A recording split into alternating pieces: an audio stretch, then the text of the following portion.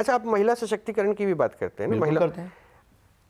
मुझे बताइए, मैंने आपके धाम पे भी देखा है कि रात के 2 बजे भी वहां पे महिला पुरुष जो भी है सब निश्चिंत होकर बैठा रहता है बिना डर के। राज्य की मुख्यमंत्री ये कहती हैं कि रात के 12:30 बजे एक लड़की क्यों बाहर निकली अकेले घूमने, जिसके साथ दरिंदगी हो गई, पश्चिम बंगाल की मुख्यमंत्री ममता बनर्जी। इसमें आप क्या देखते हैं, किसकी नाकामी है? सरकार की।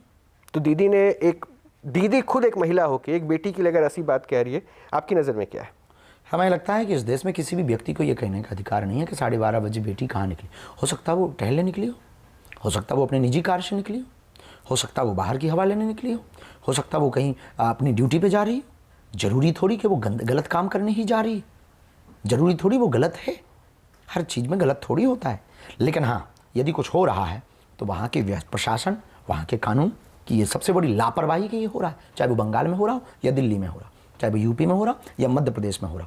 सरकार की कानून व्यवस्था का इतना डर, खौफ कांड करने वाले लोगों के अंदर होना चाहिए कि करने के पहले 100 बार विचार करें।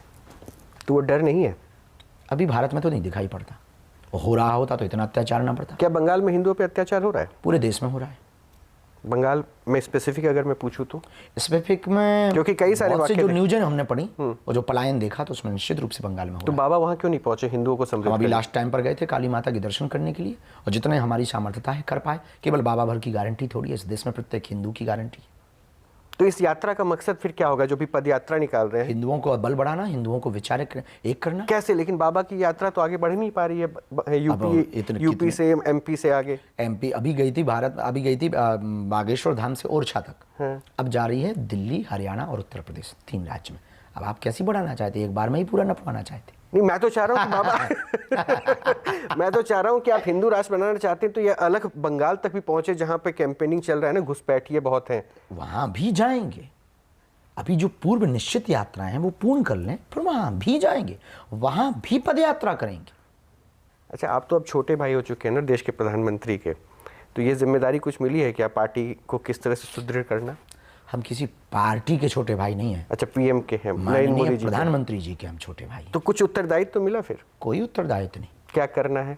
कुछ भी नहीं। जो हम कर रहे हैं उनमें कोई परतंत्रता नहीं। वो जो कल कर रहे थे वो आज कर रहे हैं, बस वो निरोगी रहें, ये उत्तरदायित्व है हमारा। अच्छा, हम प्रार्थना कर सकते हैं। निरोगी चूंकि आपने कहा तो मैं एक प्रश्न पूछ ही लो।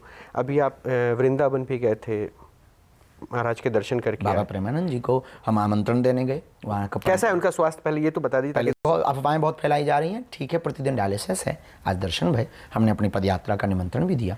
उनका पूरा परिकर हमको काशी में मिला, तो संवाद हुआ। तो उन्होंने कहा कि आप आए नहीं।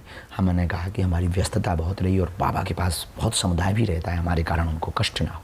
फिर ऐसी भूमिका बनी तो सहज बस गए।